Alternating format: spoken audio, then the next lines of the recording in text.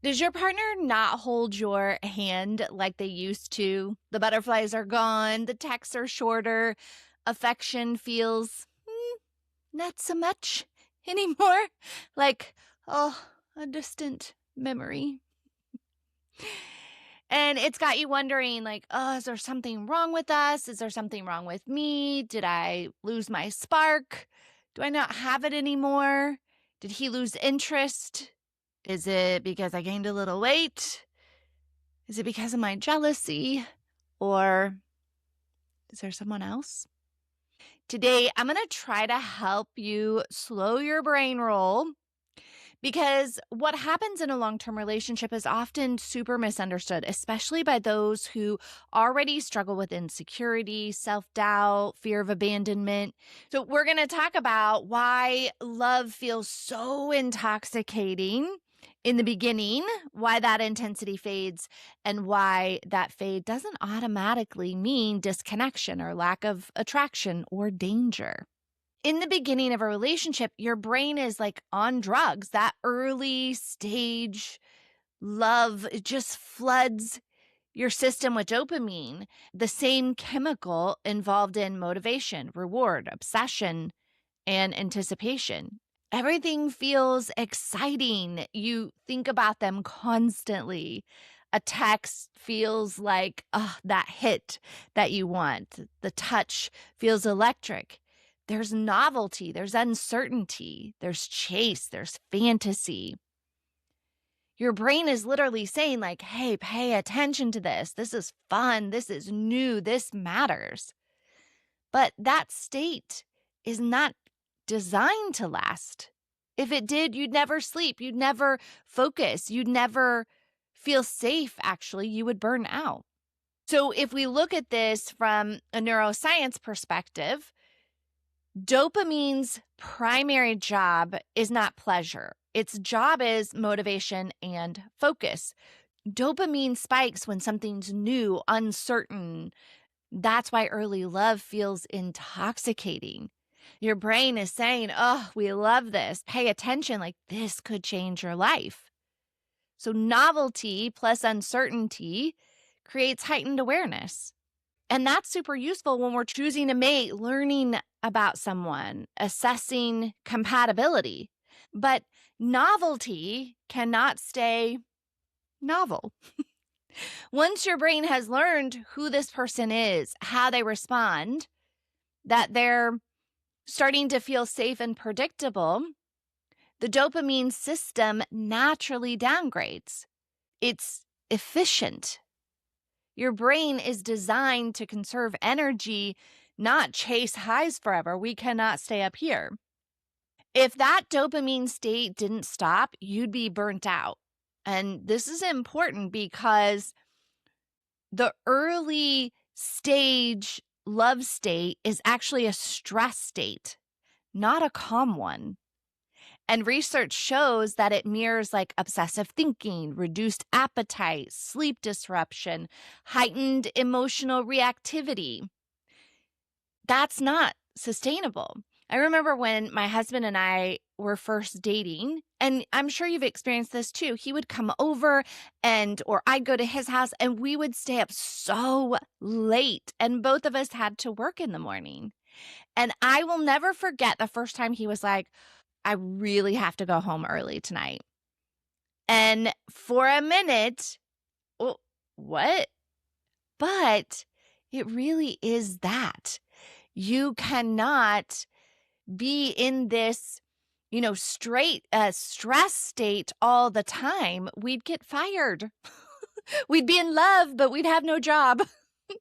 So it really mirrors that obsessive thinking and that emotional or heightened emotional reactivity. You can't sustain that when you become parents. You can't sustain it in long-term bonding. You can't sustain that and keep your job.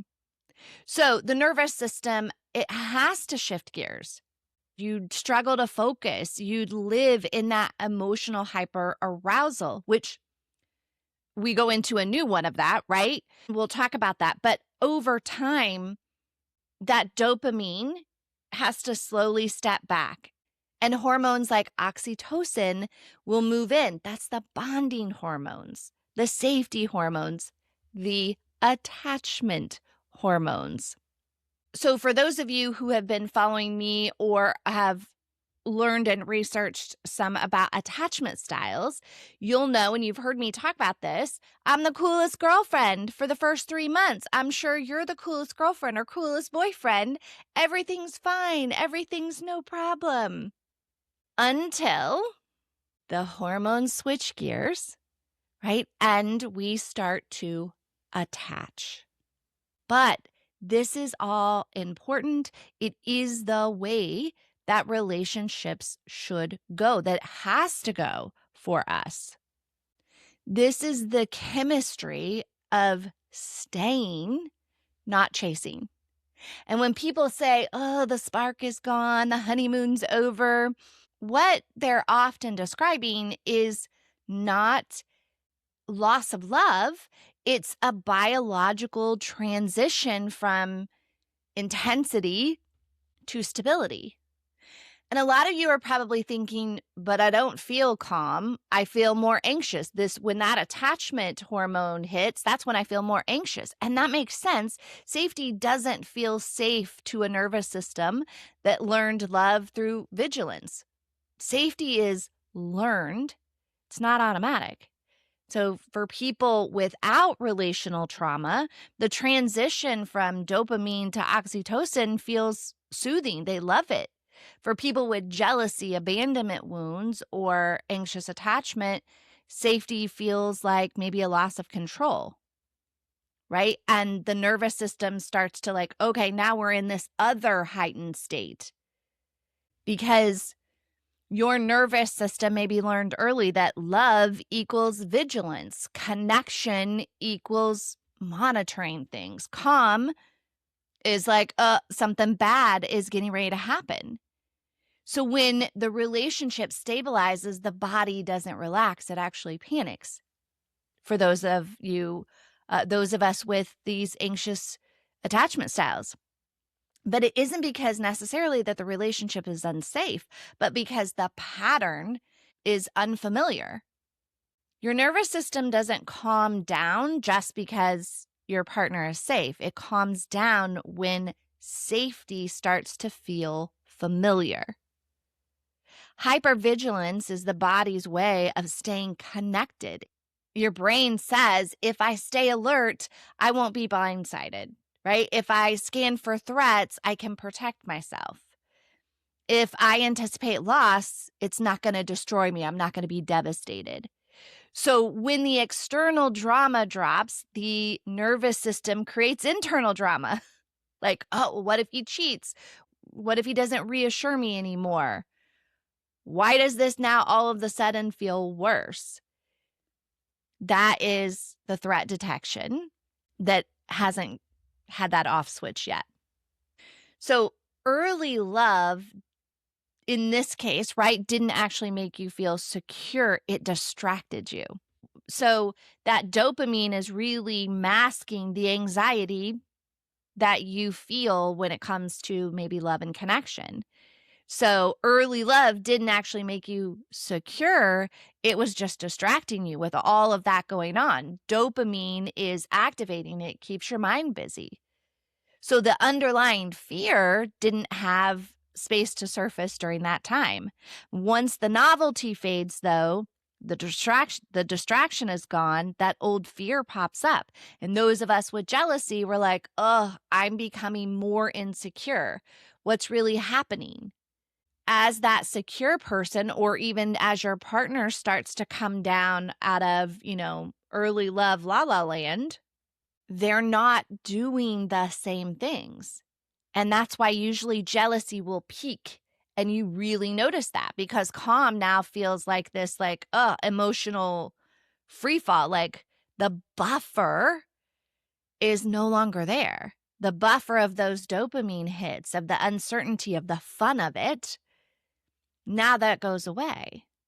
And when that happens, especially those who have grown up with chaos, right? And you're used to that, the body may interpret calm like I'm not protected. And we may subconsciously provoke arguments, do reassurance seeking, being suspicious, emotionally testing, like, oh, if they really loved me, they'd be doing this. Let's see if they do this. So if calm feels uncomfortable, it just means that your nervous system potentially learned love through awareness and not safety. So safety for anxious or jealous people isn't created by the relationship. It's created internally through nervous system regulation, through emotional self-trust, being able to self-soothe, setting boundaries. That's why that reassurance doesn't last. That's why monitoring doesn't help. It just makes us feel more anxious. That's why checking all the time escalates those behaviors. It keeps them going. External certainty can't fix that internal hypervigilance. It's just that early love kept you busy. Dopamine distracted you from your fear. And when that faded and the fear finally, had a place to go, the jealousy spiked. And it doesn't mean that there's anything wrong with the relationship if you see your partner coming back down. And we often really experience this where our partner is coming down from that hit and then they're starting to behave normally as a regulated nervous system potentially, or as someone who not has fallen out of love or found someone else or anything has changed except for what is biologically supposed to change for them anyway. They have to come down from that a bit. The unfortunate part for us who are jealous and insecure in our relationship. So right at the time they're coming down and they're stopping all of these over the top gestures that they're doing, that's right when our attachment style is hitting. And okay, wait, I don't have that distraction anymore. And they're not doing this. And my hypervigilance is kicking in. So you're noticing everything. So the relationship feels very, very different. And you start telling the stories, all of those things I talked about in the beginning, like, oh, well, what is it? What's going on? What's happening? Why is this different? They don't care anymore. They don't like me as much. Oh, I'm old news now. And we don't actually take the time to go, wait, this is a good thing. This can be really, really good. This actually might be a positive indicator that my partner is settling into the relationship. They are starting to feel like I'm safety. I'm someone that they can trust. I'm someone to feel secure in. Has nothing to do with all the stories that we tell ourselves. So if jealousy spiked after commitment, it doesn't mean that the relationship is wrong. It means your nervous system is asking to be retrained. And if you want help doing that right now, 30 Days to Different is open. You can register with the link in the show notes. You get 4 foundational courses that you can watch on your own time, on demand, whenever you want. Through that 30 days, we have 6 live sessions together where we'll join together as a group. I will train. I'll open it up for coaching. The best part is you can get direct coaching from me, or you can just sit back like a fly on the wall and watch other people and listen in as other people get coached. I guarantee you will benefit even from hearing someone else get coached. And the community of 30 Days to Different is amazing. It's one of the biggest shifts, I think, for people. And you will also, during that 30 days, have direct access to me. I'm going to be there holding your hand throughout the 30 days. You're going to get these amazing morning motivators and these tips. And truly, I'll be in your ear for 30 days. Hey, remember to do this. Hey, remember this. Hey, try this. And you're really going to see that taking these micro steps are what actually makes a huge difference. So by that end of the 30 days, you're going to see yourself responding differently. You're going to notice that you're thinking differently. and you're able to calm your nervous system down. So if you are interested in 30 Days to Different, it starts February 18th. Go click that link in the show notes now and make sure that you get enrolled. It's so good. It's one of my favorite programs. So if you grew up associating love with intensity, with inconsistencies, with these highs and lows, with having to earn attention, then calm doesn't feel romantic. Sometimes calm feels boring. It feels empty. It feels like something's missing or something has gone wrong. Your nervous system might be used to cortisol and adrenaline. So when those chemicals drop, your body goes, wait, what is going on? What is happening? And that's often when that insecurity creeps up and you start scanning for meaning. He doesn't hold my hand as much. He doesn't compliment me like he used to. He's not romantic, or she's not romantic. And instead of seeing those as shifts, you see them as signs, danger signs. But emotional security can feel boring when your system is used to chaos. That doesn't mean the relationship is failing. It meant your body is learning a new definition of love, or needs to learn a new definition of love. Long-term love doesn't mean that there's something wrong. And this is why I also talk a lot about, when we have these insecure attachment styles, a lot of the times the feelings of insecurity and jealousy are so intense. That anxiety is so intense, and we feel so shameful about it that we want to end the relationship. Like, we will do anything. Sometimes we sabotage the relationship. I know sometimes people will go out and cheat to sabotage the relationship that they desperately want. But we may sabotage the relationship just to not have to feel that way anymore. Or we may end the relationship so that we don't have to feel jealous anymore. And I really want you to think about that. There's an episode, I can't remember what number it is. It's not too far back, but I talk about, commit to the relationship. Let's give it another 30 or 60 days with different line of thinking.